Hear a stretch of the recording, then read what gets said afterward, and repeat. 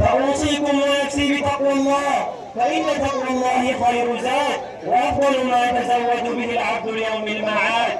فيا عباد الله، اعلموا أن من أعظم ما تميزت به هذه الأمة عنايتها بسنة نبيها صلى الله عليه وسلم، عنايتها بسنة نبيها صلى الله عليه وسلم قولا وفعلا وتقريرا، فلم تترك الأحاديث هملا ولم تقل بلا ضوابط، بل قيض الله لها علماء أجلاء وضعوا لها علما جليلا يعرف بعلم مصطلح الحديث. فيا عباد الله، فإن علم مصطلح الحديث هو الميزان الذي يعرف به صحيح الحديث من ضعيفه ومقبوله من مردوده، وهو علم يبين أحوال الرواة وطرق التحمل والأداء من حيث القبول والرد كالصحيح والحسن والضعيف والمتواتر والآحاد والمسند والمرسل. ولولا هذا العلم لاختلط الحق بالباطل ولا نسب إلى رسول الله صلى الله عليه وسلم ما لم يقل.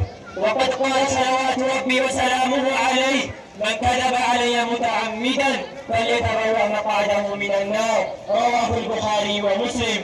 فبذل علماء الأمة جهودا عظيما فكانوا صدنة للسنة، غربلوا الروايات ونقحوا الأسانيد وجاءبوا البلاد لا لشيء إلا حفظا لدين الله وصيانة لشريعة الإسلام. وقبل الختام أريد أن أشرح لكم خطبتي باللغة القومية، فأريدكم أن تسمعوني.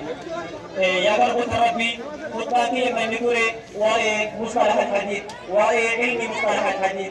علم مصطلح الحديث يكون علمي كتابة كبيرة كنس علماء كينيا كتبون كفاني كينيا دولة رسول الله صلى الله عليه وسلم كاسني إلى هنگهتا حديث جمع ربي صلى الله عليه وسلم قرتني صحيحة ضعيفة حسنة موضوعة تلك تنفكاتا قرتني أدن باس النجوم. كان أبويا بربط ربي والعلماء كي يبقوا نجران اتنهبوا هذا كيف أنه وأميدي أخذ فيها سلام ميديا غرابراتي ولن يفهموا حتى يبقونني أقرنوا وأنتري حديثكم صحيحة ضعيفة موضوعة جروا جران جنة قرني أجباتني هابلنو كان أبو يا رب ربي وان دبن وان أوليسين وان كتيرنو جرا قرني حتى هاباتني.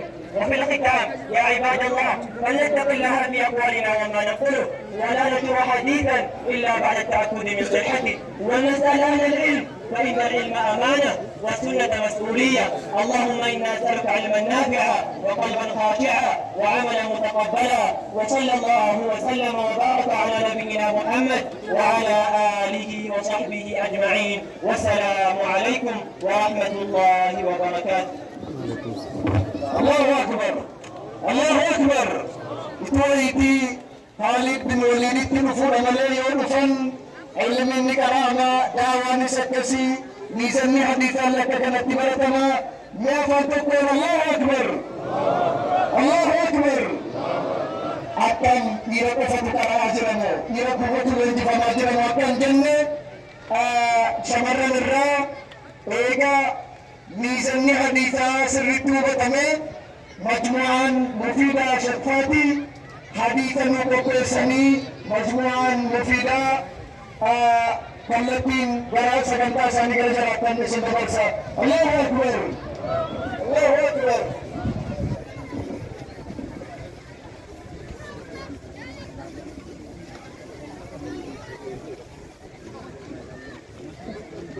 السلام عليكم ورحمة الله وبركاته. الحمد لله المانع من الشرك والموبقات، الحافز لعباده من سبيل الهلاك والضلال، وأشهد أن لا إله إلا الله وحده لا شريك له، وأشهد أن محمدا عبده ورسوله صلى الله عليه وعلى آله وصحبه وسلم تسليما كثيرا. أما بعد، فاتقوا الله عباد الله، واعلموا أن الشرك أعظم الذنوب وأكبر الموبقات. لقد حذر النبي صلى الله عليه وسلم من السبع الموبقات،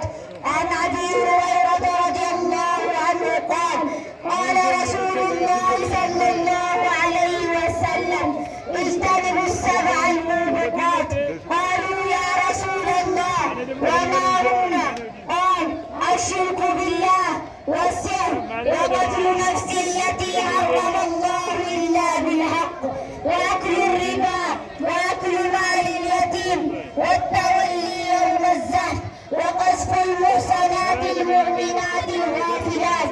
متفق عليه. هذا وصلى الله على نبينا محمد وعلى آله وصحبه أجمعين. والسلام عليكم ورحمة الله وبركاته. ورحمة الله وبركاته. ما شاء الله. الفاتحة. بسم الله.